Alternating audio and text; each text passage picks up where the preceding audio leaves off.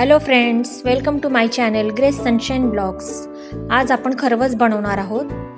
तर त्यासाठी मी घेतलेला आहे म्हशीचा चीक घेतलेला आहे अर्धा लिटर. तसेच म्हशीचं दूध घेतलेलं आहे अर्धा लिटर. कोमट दूध गरम केलेलं आहे.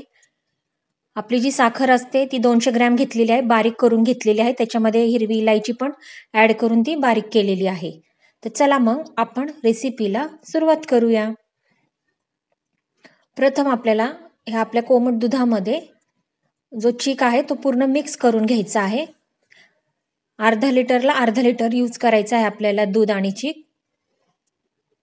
त्यानंतर जी पिठी साखर करून घेतली होती आपण ती सुद्धा त्याच्यामध्ये ॲड करायची आहे. सर्व हे सगळं मिश्रण जे आहे आपल्याला व्यवस्थित सगळं एकजीव करून घ्यायचं आहे.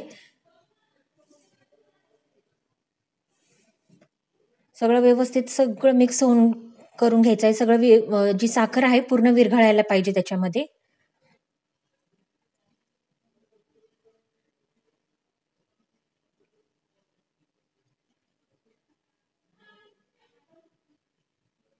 त्यानंतर मी त्याच्यामध्ये थोडंसं जायफळ टाकणार आहे. हे ऑप्शनल आहे, जर तुम्हाला आवडत असेल तर तुम्ही टाका, नाही टाकलं तरी चालेल. ते पण आता हे सर्व पुन्हा एकदा चांगलं मिक्स करून घ्यायचं आहे आपल्याला.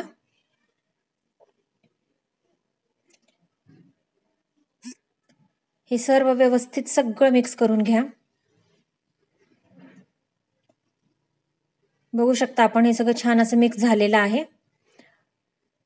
त्यानंतर गॅसवरती मी एक भांडं ठेवलेलं आहे, त्यामध्ये थोडं पाणी ठेवलेलं आहे गरम व्हायला. आपल्याला हे वाफेमध्ये करायचं असते. त्यानंतर असं एखादं जाळीचं भांडं असतं ते ठेवायचं. त्याच्यावरती मी हे भांडं ठेवून देणार आहे आणि आपण त्याला आता झाकण लावून देऊयात. एक 15 मिनिटामध्ये 15 ते 20 मिनिटामध्ये आपला जो चीक आहे खरवस आहे तयार होऊन जाईल. पण मध्ये मध्ये चेक करत राहा.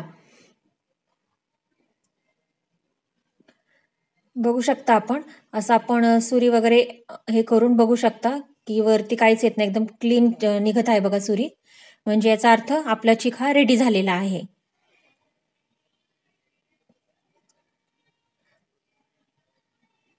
बघा फ्रेंड्स, आपल्याला माझी रेसिपी कशी वाटली आहे नक्की कमेंटमध्ये सांगा.